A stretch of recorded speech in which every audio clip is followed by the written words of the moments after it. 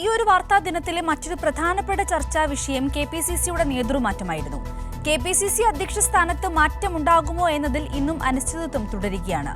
K സുധാകരന്റെ അപ്രതീക്ഷിത നീക്കമാണ് ഇവിടെ തിരിച്ചടിയായിരിക്കുന്നത്.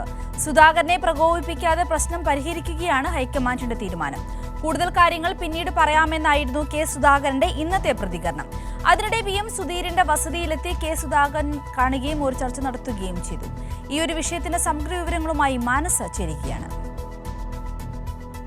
സിന്ധുരി, കെപിസിസി അധ്യക്ഷ സ്ഥാനത്ത് മാറ്റമുണ്ടാകുമോ എന്നതിൽ അനിശ്ചിതത്വം ഇപ്പോഴും തുടരുകയാണ് എന്നതാണ് പ്രധാനമായും കാണേണ്ടത്. കാരണം അല്പസമയം മുൻപ് വരെ ഇത്തരത്തിൽ ഉടൻ പ്രഖ്യാപനം ഉണ്ടാകുമെന്നതടക്കമുള്ള കാര്യങ്ങളായിരുന്നു പുറത്തു വന്നിരുന്നത്.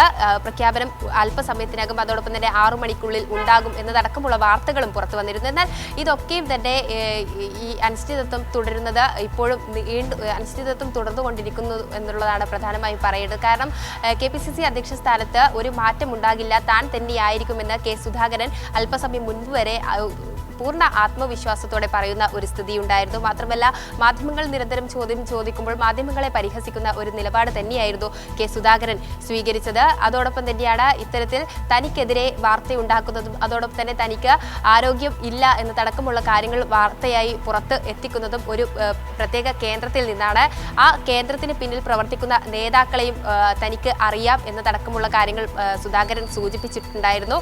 ഈ കാര്യത്തിൽ അതായത് ഹൈക്കമാൻഡും ഈ ഒരു സമീപനം ഇങ്ങനെ തുടരുന്നതിനാൽ ഹൈക്കമാൻഡിനും ഒരു തീരുമാനം എടുക്കാൻ പറ്റാത്ത ഒരു സ്ഥിതിയാണ് നിലവിൽ ഉള്ളത് എന്നതാണ് ലഭിക്കുന്ന വിവരം. മാത്രമല്ല, കെപിസിസി അധ്യക്ഷ സ്ഥാനത്ത് നിന്ന് കെ സുധാകരനെ മാറ്റേണ്ടതില്ല എന്ന് ഒരു വിഭാഗം നേതാക്കൾ തന്നെ പിന്തുണയുമായി പരസ്യമായി രംഗത്ത് എത്തുന്ന ഒരു സ്ഥിതിയും ഉണ്ടായിരുന്നു. കെ മുരളീധരൻ, ചെന്നിത്തല, അതോടൊപ്പം തന്നെ കെ സി വേണുഗോപാൽ ഉൾപ്പെടെയുള്ള നേതാക്കൾ പ്രതികരിക്കുന്ന ഇടയിലും ഇത്തരത്തിൽ കെ സുധാകരനെ മാറ്റേണ്ട സ്ഥിതിയില്ല എന്ന പ്രതികരണം തന്നെയാണ് നൽകുന്നത്. മാത്രമല്ല, സുധാകരൻ പറയുന്നത് എന്താണോ അത് തന്നെയാണ് തങ്ങളുടെ അഭിപ്രായം എന്നും പറയുന്ന ചിലരുണ്ട്. അതിനിടെയാണ് ഇപ്പോഴും മൗനം തുടർന്നുകൊണ്ട് പ്രതിപക്ഷ നേതാവായ VD സതീശനും ദീപാദാസ് മുൻഷി ഉൾപ്പെടെയുള്ളവർ രംഗത്ത് ഉള്ളത്. ഒരു കാരണവശാലും ഇതിൽ പ്രതികരണം ഒന്നും തന്നെ VD നൽകിയിട്ടില്ല എന്നുള്ളതാണ് പ്രധാനമായും എടുത്തു പറയേണ്ടത്. ആ ഒരു സാഹചര്യത്തിലാണ് ഇത്തരത്തിൽ ഹൈക്കമാൻഡിന്റെ ഒരു തീരുമാനം കൈക്കൊള്ളാൻ സാധിക്കാത്തത്. ഒരുപക്ഷെ കെ സുധാകരനെ മാറ്റുകയാണെങ്കിൽ അദ്ദേഹം ഏത് രീതിയിലായിരിക്കും പ്രതികരിക്കുക എന്നുള്ളതാണ് പ്രധാനമായും കാണുക. അതുതന്നെയാണ് പ്രധാനമായും ഈ കേരള കോൺഗ്രസ് ഉറ്റുനോക്കുന്നതും എന്നുള്ളതാണ്. അണികളിലും ഇത് വിഷമം ഉണ്ടാക്കുന്നു എന്നുള്ളതാണ് പ്രധാനമായും എടുത്തു പറയേണ്ടത്. വ്യക്തമാണ്.